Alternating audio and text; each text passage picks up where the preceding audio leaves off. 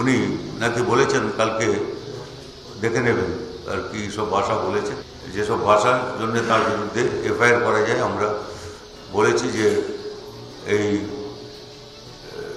বিরুদ্ধে যাতে অভিযোগ দায়ের করা হয়, কারণ কালকে আমাদের সেরকমই প্রস্তুত থাকতে হবে এবং সেই জন্য আমরা সব জেলাকে বলেছি কালকে যে আমাদের কর্মসূচি আছে তার সঙ্গে যেটা যুক্ত হবে সেটা হচ্ছে আজকে এই যে গ্রেপ্তার, এদের যদি নিঃশর্তে ছেড়ে না দেওয়া হয়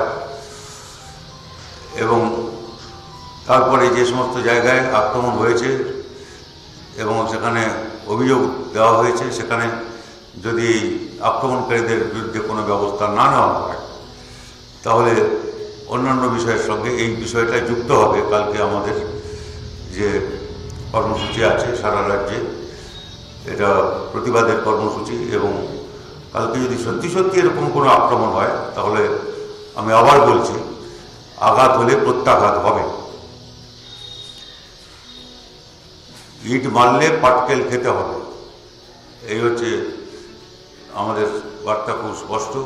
কালকে আমরা সেইভাবেই আজকের মতোই সকাল 6টার আগের থেকে, আজকে 6টার আগের থেকেই এটা শুরু হয়েছিল বিভিন্ন জায়গায় যে মিছিল, তারপরে অবস্থান, অবরোধ, যাই বলেন সেই সব সংগঠিত হয়েছে।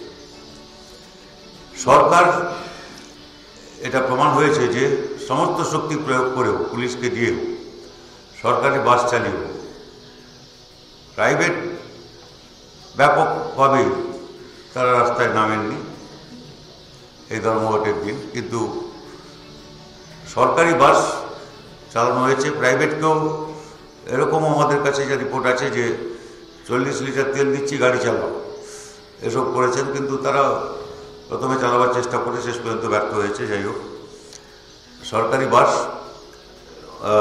যা নেমেছে সেখানে লোকজন ছিলেন, বাস নামিয়েছে, এমনকি প্রাইভেট বাসকেও পয়সা দিয়ে নামানোর যে চেষ্টা, তার নিট ফল হলো এই যে সেখানে লোক ছিলেন।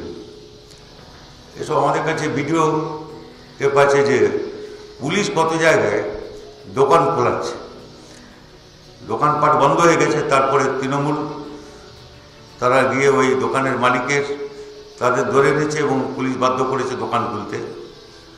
সুতরাং বাস চালানো হয়েছে, সেখানে যাত্রী নেই, দোকান খোলা হয়েছে, সেখানে ক্রেতা নেই।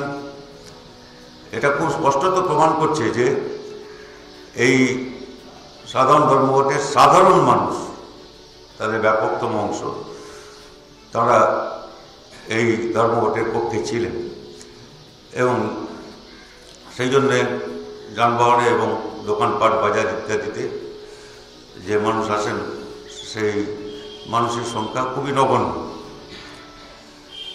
বাকি যেখানে পরীক্ষা ইত্যাদি ছিল সেই সব জায়গায় ছেড়ে দিলে কিন্তু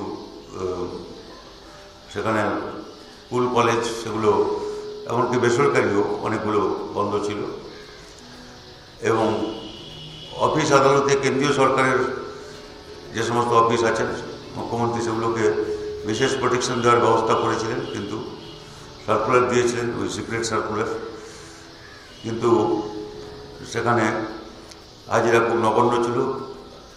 আর আমি ট্রেড ইউনিয়নের সব ব্যাপারে যাচ্ছি না, কারণ ট্রেড ইউনিয়নগুলির পক্ষ থেকে আপনাদের প্রেস কনফারেন্স করে বলা হয়েছে বিভিন্ন শিল্প ইত্যাদিতে যে ব্যাপক সাড়া পাওয়া গেছে, এটা তাদের রিপোর্ট থেকে বোঝা যাচ্ছে। সুতরাং সমস্ত অংশের মানুষ এবং যারা গ্রেপ্তার হয়েছেন তারা, যারা আহত হয়েছেন তারা, যারা আজকে শত শত মিছিল ইত্যাদি যে হয়েছে সেখানে সারা রাজ্যব্যাপী, তাতে যারা অংশগ্রহণ করেছেন, তাতে সমস্ত অংশের মানুষ অংশগ্রহণ করেছেন।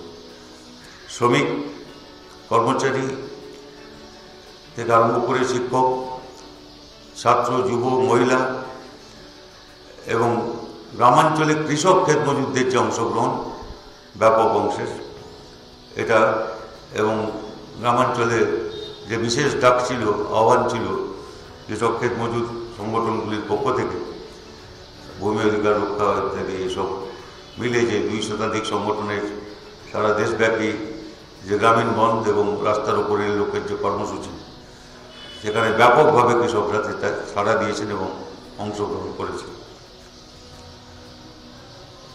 আমি এর ভিত্তিতে এইটুকু বলতে পারি যে আজকে শেষ কথা বলার সময় হয়নি, কালকে হয়তো এই সময়ে আমরা শেষ কথা বলতে পারবো। এই 48 ঘন্টার ধর্মঘট, আমি আবারও বলছি 48 ঘন্টা মানে 48 ঘন্টা, দুদিন মানে দুদিন, এবং এই ধর্মঘটে মানুষ সামিল থাকবেন। তার সঙ্গে বাড়তি বিষয় হচ্ছে আজকে সরকার, পুলিশ এবং শাসক দলের যে আচরণ, তার বিরুদ্ধে আমাদের যে প্রতিবাদ সেটা যুক্ত হবে।